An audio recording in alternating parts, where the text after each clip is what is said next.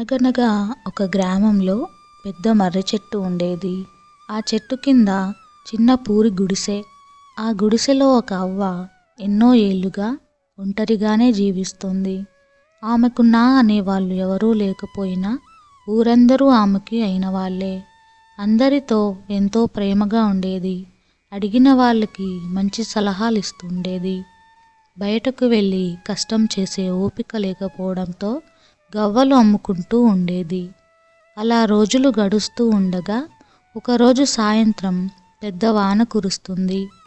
ఆ వానలో బాగా తడిసిన ఒక కుర్రవాడు గుర్రం మీద వచ్చి ఆ చెట్టు కింద ఆగాడు. అతను ఎవరో కాదు, ఆ దేశపు రాజకుమారుడు. అతనే రాజకుమారుడని తెలియని ఆ అవ్వ జాలిపడి అతనికి అభ్యంతరం లేకపోతే వర్షం తగ్గే వరకు తన గుడిసెలోకి రమ్మని పిలిచింది. రాజకుమారుడు అలాగే అని గుర్రాన్ని అక్కడే చెట్టు కింద ఉంచి అతను గుడిసెలోకి వెళ్ళాడు. వాన ఏపాటికి తగ్గకుండా కురవడంతో ఆ రాత్రికి అక్కడే ఉండాలని నిర్ణయించుకున్నాడు. ఏమైనా తిన్నావా బాబు? సమాధానం లేకుండా అలాగే చూస్తూ ఉండడంతో తాను ఏమీ తినలేదని అర్థం చేసుకున్న బామ్మ అతనికి భోజనం పెట్టింది. ఆకలితో ఉండడం వల్ల కాదనలేక తిన్నాడు. భోజనం అనంతరం చాప ఇచ్చి రాజుని పడుకోమంది. అప్పుడు రాజకుమారుడు, అవ్వా, నువ్వు భోంచేశావా అని అడిగాడు. అవ్వ ఏమీ మాట్లాడకపోవడంతో ఆమె కోసం వండుకున్న ఆ భోజనాన్ని తినకుండా తనకే పెట్టిందన్న విషయం అర్థమై రాజకుమారుడు ఎంతో బాధపడ్డాడు. ఆకలితో ఉండడం వల్ల అవ్వకు ఉంచకుండా తిన్నందుకు రాజకుమారుడికి ఇద్దరికీ నిద్ర పట్టలేదు. అలా ఆ రాత్రి గడిచిపోయింది. తెల్లవారింది. వాన తగ్గింది. రాజకుమారుడు రాజభవనానికి బయలుదేరుతూ, అవ్వా, ఈ రవ్వల హారం ఉంచుకో, నీ కష్టాలు తీరుతాయి అని ఇచ్చాడు.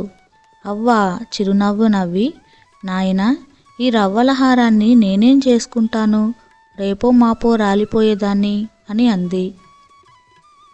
ఆ మాటకు రాజకుమారుడు, అవ్వ, నువ్వు మా ఇంటికి రా, నాతోనే ఉందువు గాని అని అన్నాడు.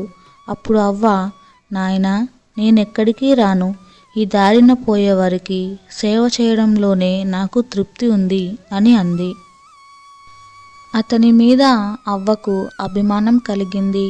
తన దగ్గర ఉన్న ఒక ఉంగరాన్ని చూపెడుతూ, నాయనా, ఈ ఉంగరం మా పూర్వీకులకు ఓ మహర్షి ఇచ్చారట. ఇది నీ వంటి వాళ్ళ దగ్గర ఉంటే చాలా మంచిది. ఇది 2 కోరికలను తీరుస్తుంది. దీన్ని స్వార్థానికి ఎప్పుడూ ఉపయోగించకు అంటూ ఉంగరాన్ని రాజకుమారుడి చేతిలో పెట్టింది. దాన్ని తీసుకొని రాజకుమారుడు తన ఊరికి వెళ్ళిపోయాడు.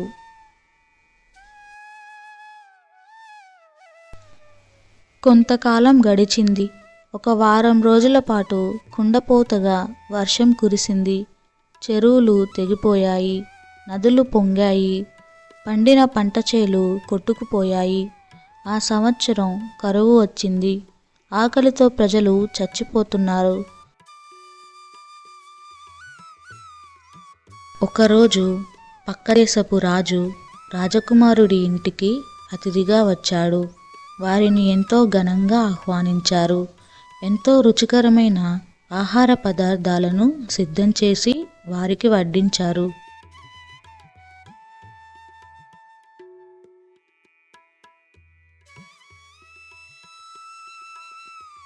విందు పూర్తయిన తరువాత పనివాడు ఆ ఇంటిని శుభ్రం చేస్తూ, ఏమిటో ఈ మనుషులు, ప్రజలు తినడానికి తిండి లేక ఆకలితో చస్తుంటే ఇక్కడ మాత్రం తిండిని తీసుకెళ్ళి చెత్తకుండిలో పడేస్తున్నారు అని మనసులోని మాట కాస్త బయటకు అనేశాడు. ఆ పనివాడు అనుకున్న మాటలన్నీ రాజకుమారుడి చెవిలో స్పష్టంగా పడ్డాయి. అప్పుడు రాజకుమారుడు పనివాడి దగ్గరకు వెళ్ళి, ఏమైంది శేషయ్య, ఎందుకలా అన్నావు అని అడిగాడు. అయ్యో, క్షమించండి రాజకుమారా, మిమ్మల్ని చూసుకోకుండా ఏదో అనేశాను. పర్వాలేదు శేషయ్య, అసలేం జరిగిందో చెప్పు. మీరు చెప్పకపోతే నాకెలా తెలుస్తుంది? అయ్యా, అతివృష్టి అనావృష్టి అని వర్షాలు ఎక్కువగా కురిసినా కష్టమే, అసలు కురవకపోయినా కష్టమే. నెలల కొద్దీ వర్షాలు ఎడతెరిపి లేకుండా కురవడంతో పంటలు వర్షానికి కొట్టుకుపోయాయి. తినడానికి చిల్లి గవ్వ కూడా లేదు.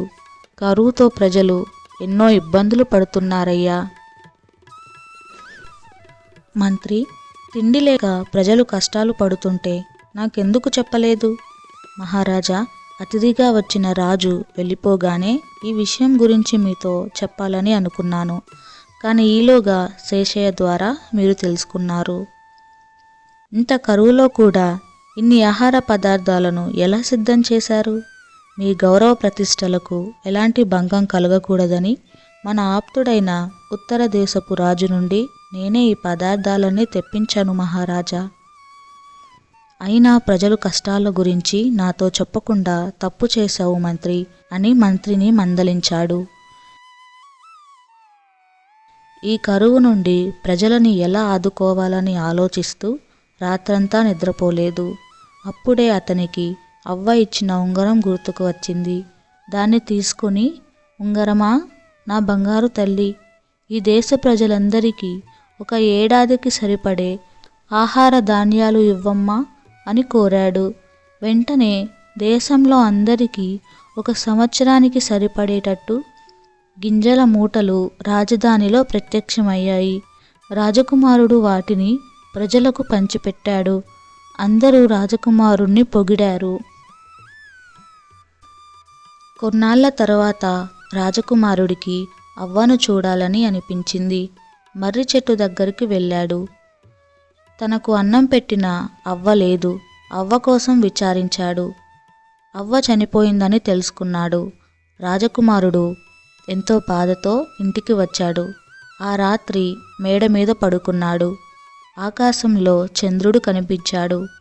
రాజకుమారుడికి మెరుపులాంటి ఆలోచన వచ్చింది. వెంటనే ఉంగరం తీసి, ఓ ఉంగరమా, ఆ అవ్వ రూపం నాకు చంద్రబింబంలో కనిపించేలా చెయ్యి, అందులో ఎప్పటికీ నిలిచిపోయేలా చెయ్యి అని వరం కోరాడు. అప్పటి నుంచి అవ్వ చంద్రుడిలో కనిపిస్తూనే ఉందిగా మనందరికీ.